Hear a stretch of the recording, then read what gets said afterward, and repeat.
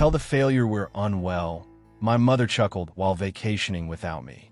I responded, you fabricated a story on my birthday and utilized my finances. Now you're disconnected. I terminated the mortgage, blocked their contact information, and observed their distress. If anyone had previously asked whether such a situation could occur in my life, I would have laughed heartily. My parents weren't without imperfections. They clearly demonstrated preferential treatment, and indeed, my sister always received special consideration, but I never anticipated they would deceive me directly to my face. I never thought they would deliberately exclude me from family gathering. I was brought up believing family supersedes everything else. That's what my parents constantly emphasized. Regardless of circumstances, you remain united and support one another. That's why I always provided financial assistance when needed. That's why I never hesitated to assume responsibility for their mortgage when they nearly lost their residence. I simply intervened because that's what family members do. But now I wasn't even consulted. I wasn't even intended to discover the truth. If my uncle hadn't erred, I would have spent my 38th birthday thinking my parents were too ill to participate. That's what they told me. They made it sound quite convincing. My mother even simulated a cough when I phoned to check on her. It's just unfortunate timing, dear. We feel terrible missing your birthday, but we'd only spread illness if we attended, she claimed, and I believed her. I didn't question anything.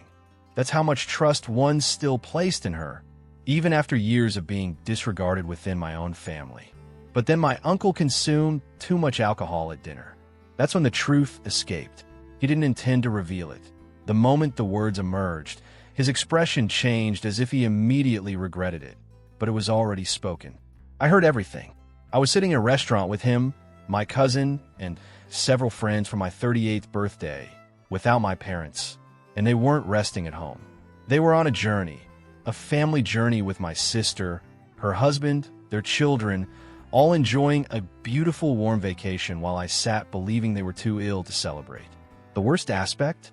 It wasn't a spontaneous trip. It had been arranged for months. They knew my birthday was approaching and still decided not to include me. I felt nauseated. Then my uncle continued stumbling through his apology and accidentally revealed something else. Say we're unwell. That simpleton will believe it. That simpleton, that was me. My own mother had said that about me. I sat gripping my glass, feeling as if my entire existence had been a cruel joke to her. I had spent so long dealing with her always favoring my sister, treating me as insignificant, and acting as if my sister's life was superior simply because she was married with children. And what made it worse? I was the one covering her mortgage monthly. I ensured they had shelter. My sister didn't contribute a single dollar. Her supposedly perfect family provided no assistance whatsoever. Everything fell on me, the foolish son. And where were they during my birthday? Probably enjoying beverages on a beach, likely amused at how easily I accepted their deception. I forced a smile and completed the meal, but internally, something fractured. The part of me that still believed in family comes first finally collapsed. They demonstrated how little I meant to them. Now it was my turn to show how I felt. That night, I barely slept. I replayed everything repeatedly. The lie, the trip, my mom calling me a fool. I wanted to find a reason, something to make it less painful, but there wasn't one. By the following morning, I wasn't sad anymore. I was finished. I had tolerated their favoritism for years. I had remained silent through every joke that was actually an insult. I let them disregard my achievements. I let them treat me as inferior because I wasn't married with children like Deborah.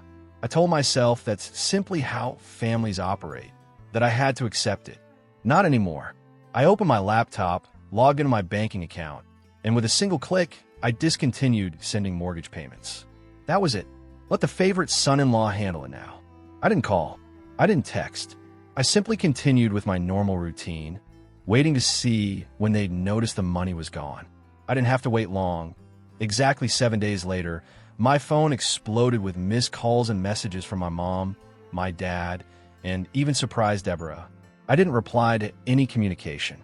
Then, just as I was prepared to block all of them, someone knocked at my front door. I already knew who it was before I even checked. Sure enough, my parents were standing outside, both appearing upset. My mom had her arms tightly crossed, and my dad looked as if he had just swallowed something distasteful. "Jacob," my mom began, using a fake gentle voice, "we need to talk." I sighed, leaning against the doorframe. "Talk about what?" She blinked, as if surprised I made her articulate it.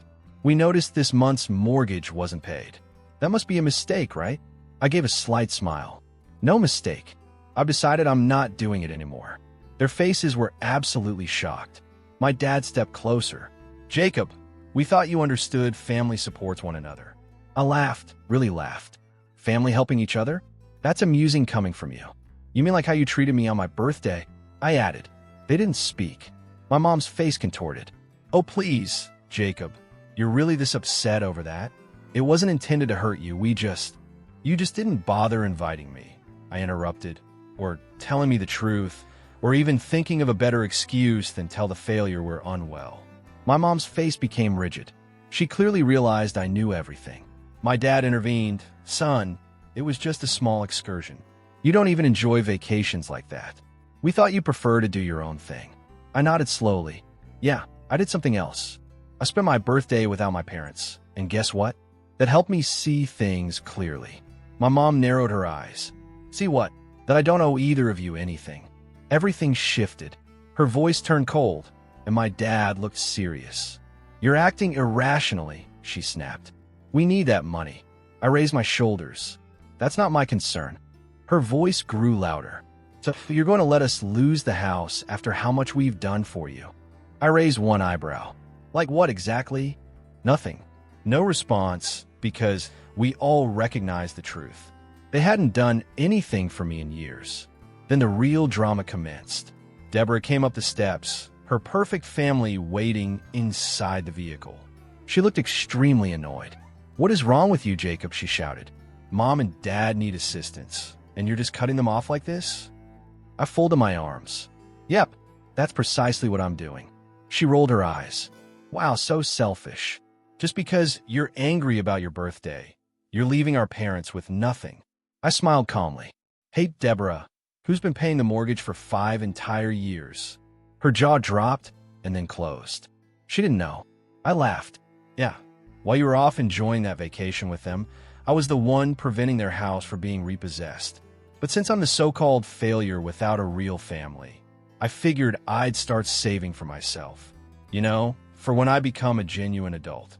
Deborah looked back at our parents, completely confused. "Wait, Jacob paid your mortgage?" she asked. My mom turned her face away, and that's when Deborah realized everything. She hadn't been loved more. She wasn't a favorite. She was just easier to manage than me. Now she had to bear the burden. Deborah stood motionless, her face losing color. She was connecting the pieces. "You never informed me," she finally said, looking directly at them. My mom waved her hand as if it were insignificant. "Oh, Deborah, sweetheart, we didn't want to worry you." I almost laughed aloud. Didn't want to worry you, but dumping it on me was acceptable. Deborah looked at me again, her voice softer. "Wait, so when you say you're done paying, you mean that's it?" "Yes," I replied. "Now it's your responsibility." Panic spread across her face. "I can't manage this. We just acquired a new car, and we're planning a Universal Studios trip for the children." My dad spoke up. "Jacob, be reasonable. Deborah has children to provide for. She can't suddenly take on that kind of expense." "Oh, but I could," I replied. I looked at them, finally comprehending who they truly were. The way they distorted things, the emotional manipulation, the way they always assumed I'd remain quiet and do what they wanted. But not anymore. "That's not my obligation," I said again because it felt amazing to express. Deborah's mouth tightened, and for a moment I thought she might scream. But then she did something unexpected. She spun toward our parents and shouted, "Why didn't you ever ask me for support?"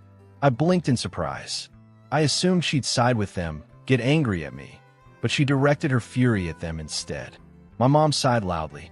"Sweetie, you've got your own responsibilities. We didn't want to trouble you. But you dumped everything on Jacob." Deborah yelled. "You let him pay for it all and kept me uninformed." Now she was shouting. My parents weren't prepared for this. They had never seen Deborah push back before. She was always the shining example, the one they treated like perfection. But now she looked as if she was questioning everything. "You always said Jacob was the selfish one," she said, her voice trembling, "that he didn't know what real commitment meant, that I had to be the one to keep the family intact." She turned and stared at me, truly saw me. But really, I was just easier. I didn't cost you anything. My mom tried to grab her arm. "Darling, don't be so dramatic." Deborah stepped away. My dad exhaled. "Deborah, we just thought." "No," she snapped. "I'm not listening to this." Then she looked back at me, and what she said next shocked me the most. "Jacob," she said, rubbing her forehead, "I don't even know how to begin, but I'm sorry. I really didn't know." I just stared. I had never, not once, heard her say those words. Before I could even think, she gave a dry laugh. "You know what? Mom, Dad, figure out yourselves. I'm not paying for your stupid house either." I almost collapsed. And for the first time ever, our parents looked terrified. Everyone went silent.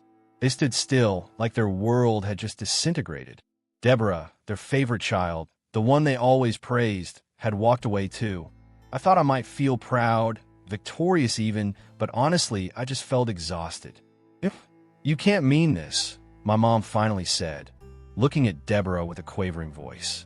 "Sweetheart, don't say things you'll regret." Deborah scoffed. "I'm serious. I'm not fixing your mess. You should have considered this before you betrayed the only person who tried to help." I stood there in disbelief. Was this real? My dad stepped forward, attempting to take charge. "Deborah, don't let Jacob fool you. He's always been jealous of you. He loves seeing this happen." I interjected, "Oh sure, I really enjoyed being deceived on my birthday." My mom's eyes darted between us. Her hands are trembling now. "Good. Let her feel even a fraction of what I've held inside for years." "You're both our children," she said, pleading. "You can't just walk away." Deborah laughed, a deep, genuine laugh. "But you could ignore Jacob on his 38th birthday. Because he's not married with kids? Because you decided he didn't matter?" They didn't say anything.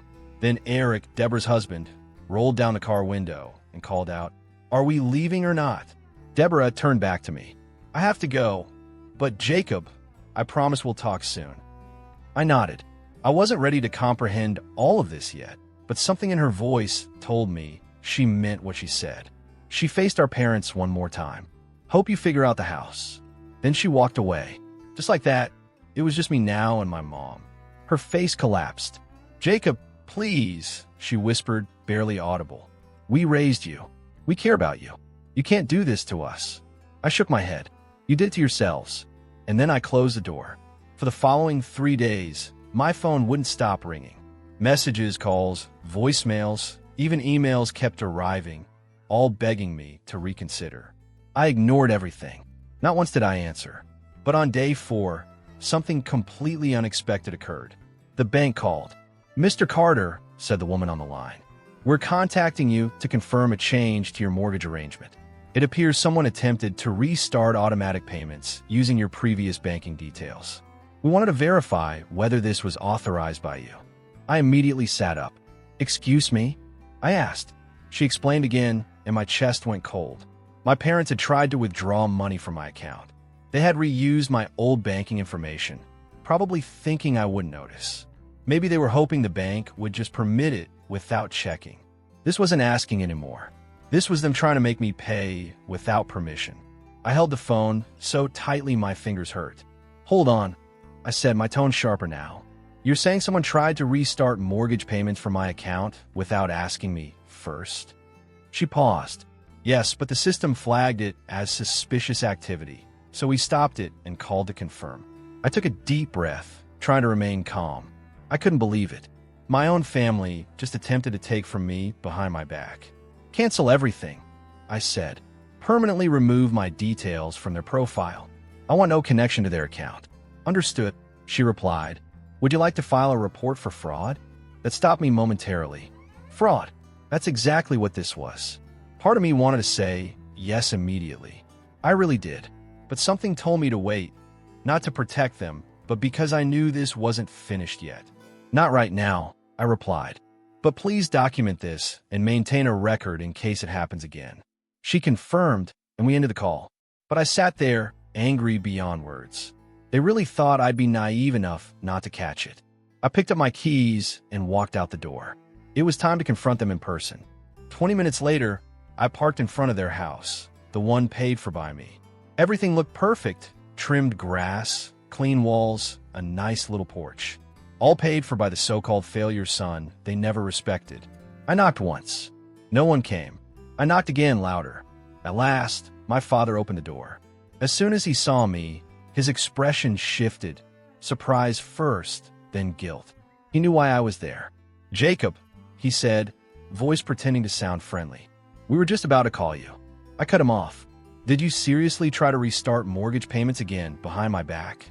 His look changed. "Son, that was just confusion." "Stop lying," I said, stepping right past him into the living room. My mother sat quietly on the couch, refusing to look at me. "Mom," I asked, "whose plan was it? Yours or his?" She spoke so softly I barely heard her. We didn't know what else to do. I laughed once. "Oh, you had options. You just didn't like the one where I said no. So instead of asking again, you try to take it." "It wasn't stealing," my father snapped. "You've been covering the cost for years." "We thought." "You thought I wouldn't notice?" I interrupted. "That I'd be too unintelligent to figure it out?" Neither of them responded. That silence told me everything. I paused, gathering myself. "All right, here's how this is going to proceed. 1. You're handling your own bills now. 2.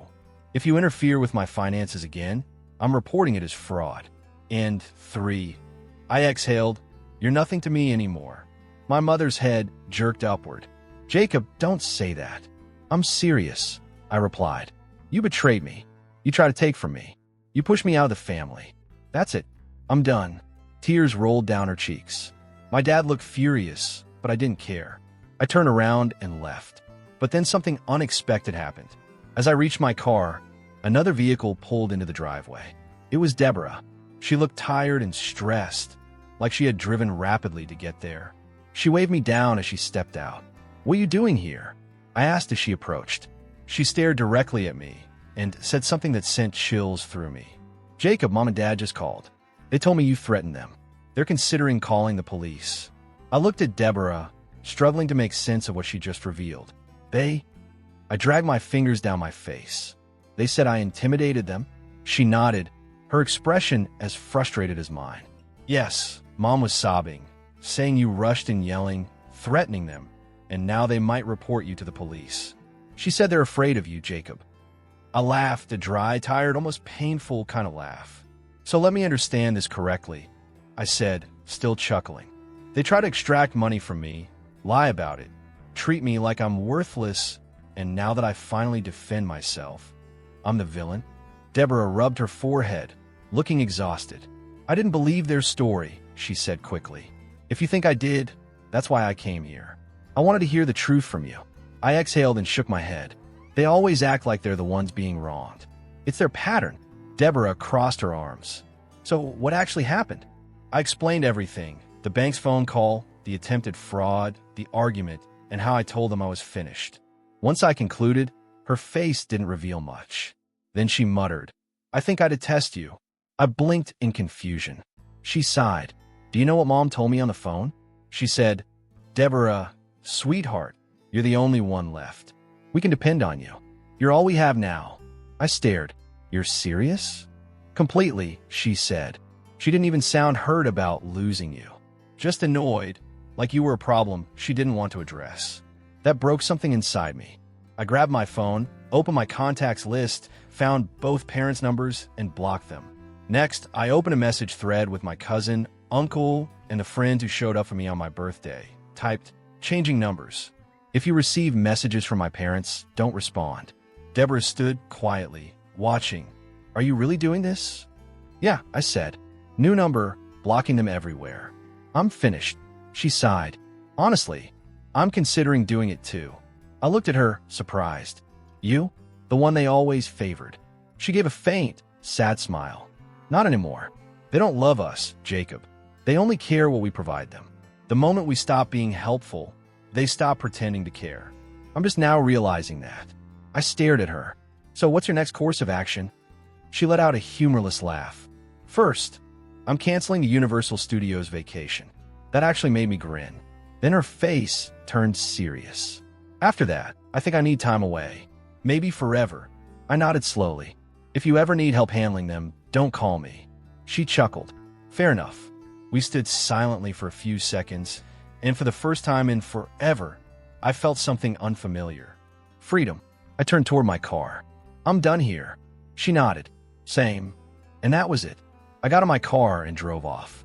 That night, I changed my number, eliminated old emails, blocked them on everything. No more guilt. No more pressure. No more being used. It took 4 decades to understand one thing. Being related doesn't mean someone cares. The people who raised me, they never truly did.